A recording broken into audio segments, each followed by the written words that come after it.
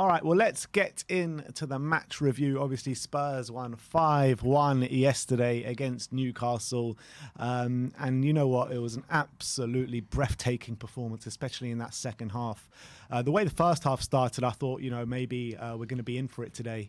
Newcastle started the game fairly well. I thought that Spurs did start the game better than Newcastle, but you could definitely see that we were in a fight with the way that Newcastle was set up. They were set up to frustrate us, and they definitely did that for the most part of the first half. We did have our chances here and there. Harry Kane obviously having that chance, screwing it a bit wide. And I think Sonny as well had a chance in the first half. Then Newcastle go 1-0 up, and you're thinking, oh, God, what's going on here? We're really in for it again. And then straight away, literally straight away, we get that equaliser from that corner. It comes out, Sonny with a beautiful ball in the box, and Ben Davies heading it home. Like we haven't seen him head it home like that for a long time. And it was so important to get that goal just before half-time, though, wasn't it? It was ginormous, I think, to get to, just for the belief of the team to get that goal going into half-time. I think the way the first half was panning out, Newcastle were definitely frustrating us, but we did have a few moments. Kane had a snapshot inside the box, which skewed wide. Højbjerg had a header just over the bar. Son had a chance from the edge of the area. So we're having a few openings, but by and large, Newcastle were definitely frustrating us, and they probably would argue had the best chance when, Willock has a shot inside the box and Romero has to block it. Mate, Cuti Romero yesterday. What a block. First of all, what a block, but you saw in the first few minutes, he hit St. Maximin really hard, and he did not let St. Maximin get out his sight for pretty much the whole game. I mean, he did a proper job on him, and that's the main reason why I think Newcastle was so neutralised yesterday, because of the job that Romero did on St. Maximin. You know that he is going to be their main threat, their main source of goals, their main source of creativity, and every time St. Maximin got on the ball yesterday, Romero was there. Yeah, and he was the only one threatening us, wasn't he, Maximin, when he got on the ball, looking to take people on and open up spaces. But you're right, Romero would just shut him down every single time. He was not letting him past. And the only time he got any joy, I think, when he won the ball when they got the free kick, and obviously they scored. But other than that, Maximin was, as you can see, he was visibly frustrated as well by the end. He just couldn't get away from Romero. It's like a rash, isn't he? And that's the...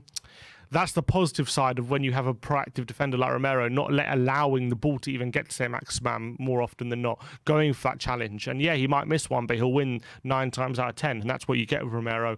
He was my man of the match yesterday. Yeah, I thought he was exceptional. Again, it wasn't just his aggression and his proactiveness and his how do you say look when he's looking for the challenge, reading of the game.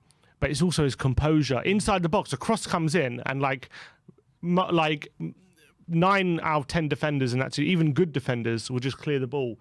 But he sees it. He's aware of where everyone is. He takes a touch inside the box, and he just passes it out to someone, and Spurs start an attack. He's got unbelievable. Nothing scares him. Nothing phases him. He never panics in any situation, and he is. He's growing week on week. I mean, each week he's having brilliant performances, and he's getting better and better. Yeah, I think that was his best performance in a Spurs shirt yesterday. And he has had some. Chris Wood, what did he have at all? Nothing. Not one. I mean, obviously Dyer and Davis all deserve credit for that, but Wood, I don't think he had one shot just after we scored the second. That was it. But yeah, as going back to the game, I wasn't upset with how we were playing. I was obviously frustrated that Newcastle were putting all men behind the ball, and they'll make it difficult for us. And we know how we struggle against low blocks. But I actually think we were containing them really well. They didn't really have many moments going forward. I think we were restricting them a lot more. The game was being played in their third. And it looked like to me it was going to be a matter of time before we find a moment. However, they obviously got the goal. To go 1 up, and that moment you're thinking, well, we've had so much difficulty breaking them down for the first 40 minutes, and now they've gone 1-0 up. If we go into the second half 1-0 down, psychologically it's very, very damaging, because we know one goal's not enough, and all of a sudden you're chasing the game, you're committing bodies forward, you're putting a lot of risk to the game, and you could be picked off if Newcastle play this right. And that was obviously very worrying at that time. Luckily for us, we responded extremely well, straight up the other end and got the goal. And I think that was the key. Make sure we got that goal before half time, not letting it settle into the second half. And I think you saw the confidence that gave us getting that goal, going just before half time. And we came flying out of the trap second half. And I think as soon as we got that goal, we got that goal 3 minutes into the second half, Doherty with the goal. As soon as we got that, we knew exactly how to play it, because Newcastle, we knew had to come out at that point. They were chasing the game now. They were the ones who had to come at us.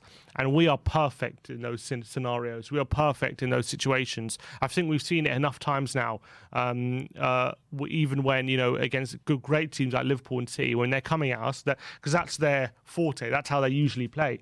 When they're coming at us, we know how to use the space. We know how to exploit teams going the other way, and not just on counter-attacks. Even when we're starting from playing from the back, even if it looks dangerous, we know how, if we beat their press, we know how to use the space going the other end. We've shown it countless times now.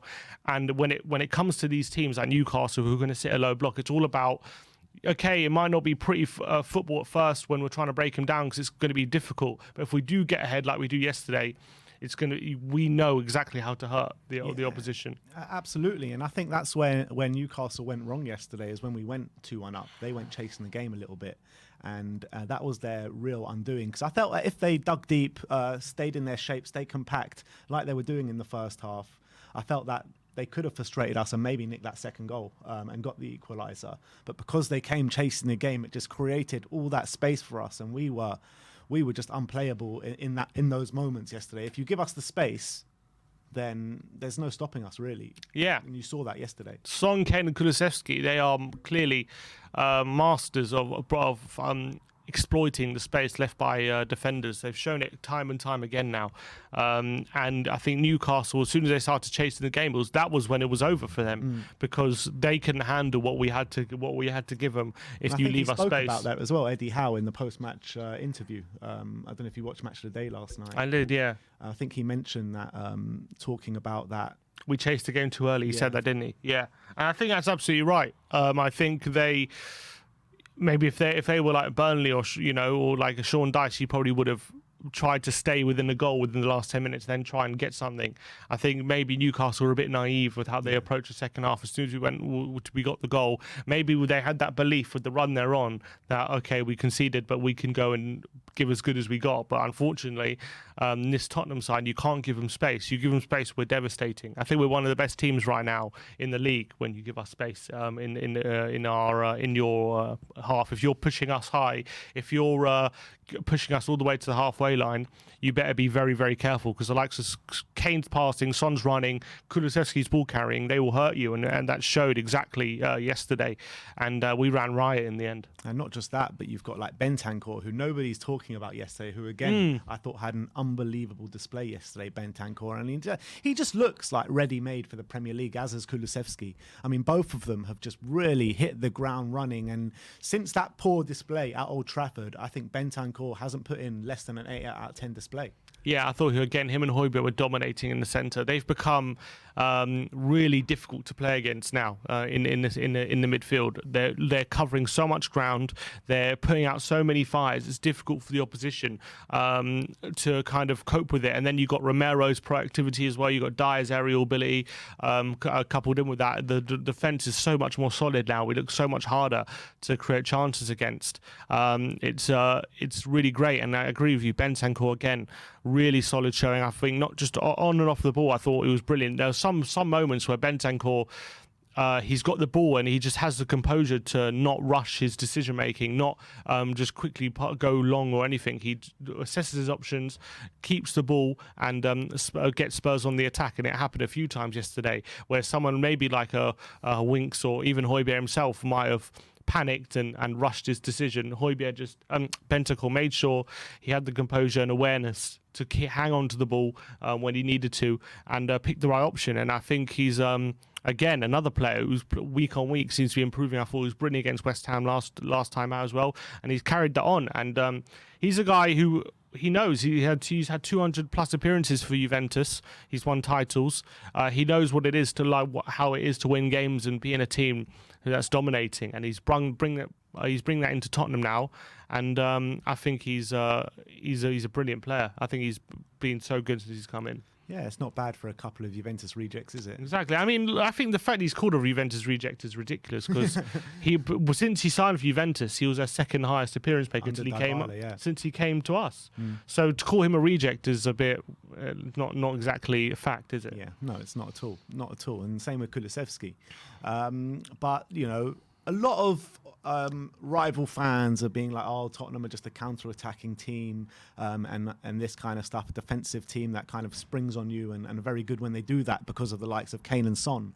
But some of the goals we're scoring tells completely the opposite. You know, we're starting moves from the back, absolutely brilliant moves, team moves where everyone is getting involved, from the defense to the midfield, all the way to the attack, with the fullbacks acting as pretty much strikers. And as you can see that both Emerson and Doherty both getting on the score sheet yesterday, but that Heung-min Son goal yesterday, starting all the way from the back, not everyone, but, you know, a lot of players all getting touches on the ball, the movement. Kulusevski, I mean, in that move, the way he kind of just passes, a nice little pass, and then he's on his bike straight away. Kane plays it into Kulusevski. That's just an unbelievable move. Exactly the same as, you know, our goal against our second goal against Man City. It was exactly the same as goals we scored against Everton. Exactly the same as, I think, our second goal against West Ham as well. If you're going to come into us, you're going to press us high, you better be careful, because if we beat your press, we know exactly, as I said, we know when we get into that final third what we're going to do with it. And we are masters now of exploiting that space, how that teams who play a high line leave. And as I've said, even the best teams, Liverpool, Man City, they can come at us and we know how to deal with it. And so when it comes to teams like Newcastle yesterday, the difficulty is when they're sitting back like they were in the first half and not leaving us any space. Even in those scenarios, we still created a few chances, but we weren't able to create real clear-cut chances. But as soon as they're leaving space, then they're in trouble. And that is the key of us getting the first goal in these games, because that really opens up the opposition and forces them to come out at us and try and get a goal. And I don't think, like, how many times have we, I know under at Southampton, obviously we took the lead and we lost it, but how many times have we actually, of late, have we taken the lead and then not gone on to win? I can't remember too many times. I don't know if we have. Apart from that Southampton game, potentially. I think that was probably the only time. Yeah. Like under Conte, is that the only time we've taken the lead and not won? You think about our defeats, you know, all of them have been, you know, Burnley was 1-0, we never took the lead. Middlesbrough was 1-0, we never took the lead. Chelsea, we never scored. It's all the times where Wolves as well. Yeah, it's all the times where teams are not giving us space. But as soon as a team gives us space, like, we're brilliant, we're absolutely amazing. And that is the key, making sure you're drawing out the opposition. How many times have we seen it? Even yesterday, we've got the ball and we play into midfield, and you're thinking, okay, now it's time to go forward, and yet actually we decide to turn around and play it back to the defenders, because it's very, very calculated, because you're thinking, oh, what you're doing, allowing the opposition to settle, but not what he's doing is he's inviting the opposition to come press you. He's drawing them out, he's sucking them in. As Davis said in his post-match interview, he said we sucked Newcastle in really, really well yesterday. And I thought it was absolutely spot on. We suck them in, we make sure they think they're pressing us high and it's going to be difficult for them, but as soon as we beat their press, bam, then it's our time to absolutely go for it and go and exploit the space, and we do it masterfully. And that third goal was absolutely right at the Conte playbook yesterday. Right at the Conte playbook. Absolutely. I want to talk about the wing backs now, because, you know, pre-game everyone was getting worried. Oh, Doherty at left wing back, Emerson at right wing back. How are we going to stretch this opposition? I mean, it's not going to be anywhere near as lethal as maybe Doherty on the right and Reguilon on the left. But first of all, I thought both of them had dodgy starts to the game, and I thought both of them maybe needed time to settle in the game. But one they did, especially Doherty, actually. I thought Doherty was brilliant yesterday, arriving late at the back post with that flying header. And that run he made for that header was absolutely unbelievable. He got an assist a bit later on. Good assist as well. Really good assist, lovely cross. And Emerson as well, arriving late at the box and getting himself a tap in at the back post. So I thought both of them really both did themselves a service yesterday. Yeah, I think in the first half, when the Newcastle was sitting in a low block, they did struggle. And I think especially Doherty, there are a few times where if it was regular in that position, he would have been a lot more, he would have hurt Newcastle a lot more. Like, there's a few times where Doherty had to check back on his right foot and he couldn't take the ball into his stride because he was playing on the wrong side.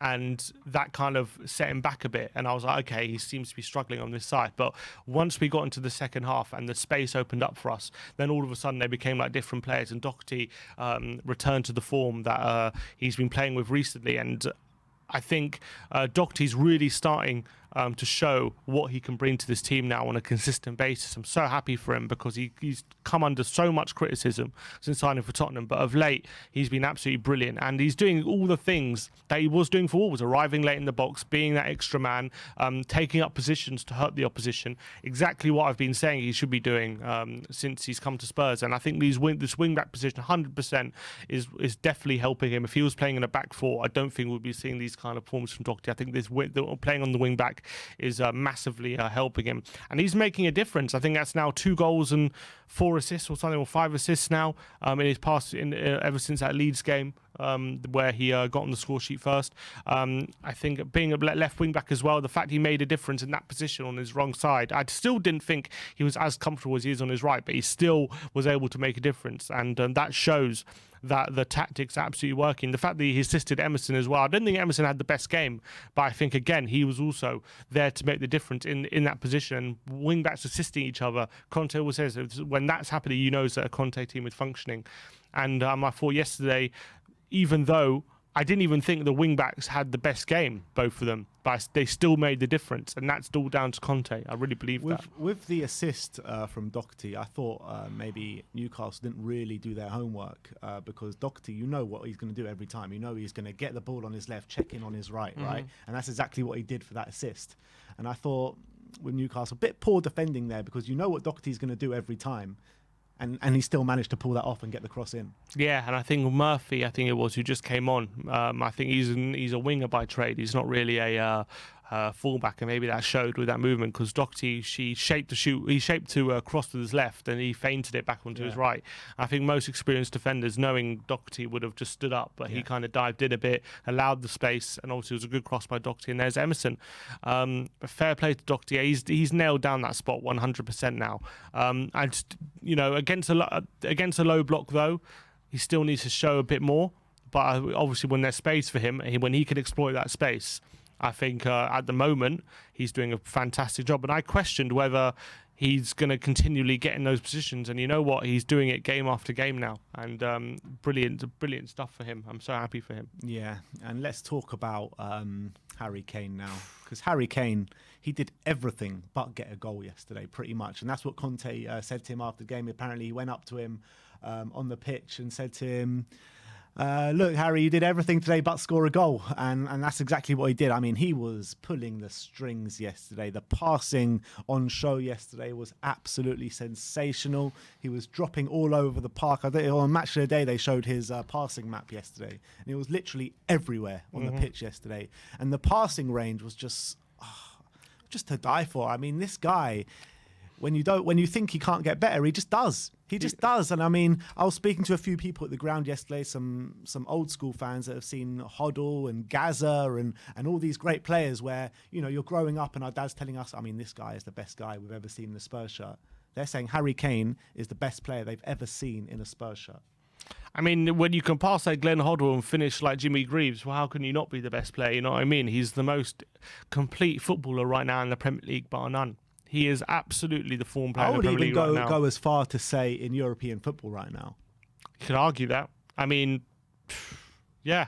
I mean, no one can, like yesterday. He wasn't even in the final third that much. He was pretty much dictating the game like a Paul Scholes or something. Yeah. It was like a Paul Scholes performance yesterday. Yeah. It was unbelievable from Harry Kane. And this is, he gets one. We've scored 8 goals over the past 2 games, and he hasn't scored any of them yet. He's been instrumental in how we've played, and it was another absolutely brilliant display from him. Brilliant passing, as always. We get used to it now. I mean, that pass to Son where he missed that 1-on-1, it was just unbelievable through ball from him, and yet we're just getting used to it. Like, it's just like, oh, it's another Harry Kane pass. Now it's like I could watch these passes all day long. I googled Kane YouTube passing compilation yesterday. I can watch it all day, man. He is the best passers you'll ever see in European football right now, and the fact that he can do that whilst also keeping up his numbers as a striker, also being a threat, and having his finishing ability. This is why I'm saying he's going to go on for a lot longer than people realise, because he keeps getting better. He keeps reinventing himself. He keeps himself. He looks after himself so well, and he adapts his game really well. Exactly. So the fact that people think that he's just going to at 33 he's going to be finished or something. He's going to go on until 35, 36 easy. I'm telling you. Like even and you got to think like Ronaldo. He's now in a period where he's pretty much like a goal poacher now.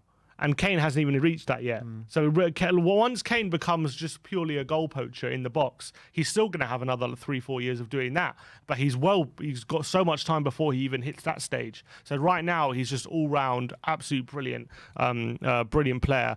And we base everything around him. And yeah, look, you could argue he's carrying us or he's the hub of the team. And without him, we're nowhere near as good. And that's that might be true. But as long as he's playing, but I hate that. That's the thing. I hate that when fans say that, like, "Oh, you're nothing without Harry Kane." I mean, you can say that for all the best teams in the world if you take out their best player. You know, every team is going to drop levels if you take out their best player. You know what I mean? So why is the narrative being like, "Oh, you're nothing without Harry Kane"? Of course, we're nothing without Harry Kane. He's one of the best players in the world. Yeah, I mean. We haven't seen Conte without Kane yet. We don't know what it's like. We saw Mourinho without Kane, and that wasn't great viewing. But we haven't seen this Conte system play. Like if Bergwijn was there instead of Kane, like I'm sure it wouldn't be as effective. But would we be nothing? I don't know. I think Bergwijn came on, made a difference yesterday in that number 9 position again. He played up front and scored a goal. Like Kane is just playing out of his skin at the moment, and he is on a one-man mission to make sure we get that top 4 position right now. I think he's been a different level. Mission, but yeah, I get your point. Huh? I was saying it's an 11-man mission, but I get your point. I'm saying he's on a he is not allowing anything, and Conte's really got into him now, and he's just playing some of the best football he's ever played in a Tottenham shirt, and that is really saying something. And it's delight. I'm like looking forward to every game now because I just can't wait to see what he's going to come up with next. I know it's gone from dreading every game to like looking forward to every game. I mean, I'm loving every second of it. And that's Stevie B carrying on his good goal scoring form from Holland in midweek and grabbing himself a goal, which was actually Lucas Moura creating that with a really nice from Lucas actually the way he took it past the man and then fed it through to Bergwijn. Wasn't sure, was he passing it or do you reckon he was dribbling it, Lucas? I think he passed it. You think he passed it? What do you think? Do you think I have to look at it again. I have a feeling he was trying to take it past whoever that defender and then he overran it and it fell to Bergwijn. Could be. But look, Bergwijn took that confidently, didn't he? And then obviously a few seconds later, he nearly got a second with that rasping volley, which went just over the bar. And you saw that confidence, that quality he can bring, and maybe he can be our super sub from now to the end. I mean, he's already been our super sub recently, but maybe he can be the guy making a difference if things aren't going right recently. I don't know if you felt the same, but I got a bit of a vibe off Bergwijn with his goal celebration and stuff yesterday that he doesn't really want to be here. Really? Yeah, that's what I just maybe I'm being a bit too harsh saying he doesn't want to be here. He did the celebration. Yeah, he did his celebration, but he didn't seem as kind of animated as he usually does when he scores. He kind of like very nonchalantly just went like that in front of the fans. He didn't like, go mad as he. I know that, but I don't know. Just something was a bit weird to me in that celebration. I have to watch it again. I didn't read anything into it. He seemed to just take it confidently, and I don't know. I think it was. I didn't seem too happy when he scored yesterday. I've always seemed happy. I don't know. I didn't. It was just something I felt like I picked up on. I just wanted to know if you saw. I didn't pick up on that. I thought it was interesting though when he had that volley and it went just over. He ripped his gloves off. He's like, all right, let's go. Yeah, let's go. I can see another goal for me here. Unfortunately, it didn't happen, but I'm happy he got that goal and carrying on his good form for international level, and hopefully he can keep that up now till the end of the season. I know he's going to still look with Kane, Son, and Kulu playing as well as they are. Starts are going to be hard to come by. But if he keeps playing how he is and making impacts when he comes on, it's going to be hard for Conte to ignore him. And I know it's going to be hard for Conte to start him, but at least hopefully he'll get more minutes than 10 minutes he did yesterday. He'll start getting 20 and 30 minutes. And look, we're not going to be 4-1 up with half an hour to go in every game. We're going to need him from now to the end of the season. There'll be games where it's 1-1 going into the last 20 minutes or 30 minutes, and we're going to need him to come on and make an impact. And if he's in fine form like he is now, the more likely he will make an impact when he comes on. It's interesting. A lot of people saying they did get that vibe off Stevie B yesterday in the comments. But a player, let's finish off on a player who we haven't spoken about really this stream. That's Heung-min Son, because he is back at it, isn't he? He's got his pace back. He's taking on players. He's driving forward. He's creative. He's getting on the score. That's 9 goals at the Tottenham Hotspur Stadium in a row now. A great assist as well for a brilliant ball really for Davis' goal. And, you know, for people, including myself, who said, you know, well, all of us were saying it, that he's been off form, but he's really back at it now, isn't he? Yeah, and off form or off form, he still makes a difference, doesn't he? It's a lovely finish for his for his goal. A great, I think, that first touch was absolutely sensational for the goal as well. The fact that he touches it dead with Kulusevski's pass and then finishes it into the corner, I thought it was. I thought that was an exceptional touch, and he did exactly the same when Kane plays him through. Unfortunately, the finish didn't match the touch. But again, his first touch when he's through on goal always plays it right into his stride, and all he has to do is finish it first time. And unfortunately, it didn't happen for the second one. But yeah, he's playing a brilliant level at the moment as well. Obviously, a great assist to get us back in the game, and not only that, but he was the one. He did that driving run to win the corner. He was like, okay, I think he felt like, because he gave away the free kick, didn't he? It was a bit of an unnecessary free kick to give away, so maybe he felt like he had to make up for that. And obviously we were 1-0 down, and I think he definitely more than made up for it. He got the goal and the assist. I thought he was causing havoc all day long, and he's the one as well when teams are coming forward and leaving space. He's the real one where he'll hurt you. So like he's the one where if you allow him, I think he might be the best exploiter of space in the Premier League. Wow, that's high praise. I think he might be. It's very difficult to know another player who attacks the space like Sonny does when he sees an opening. He's difficult to stop. Wow, that is high praise. All right, so I think that is our match review from yesterday. Spurs winning 5-1 against Newcastle. Absolutely sensational stuff.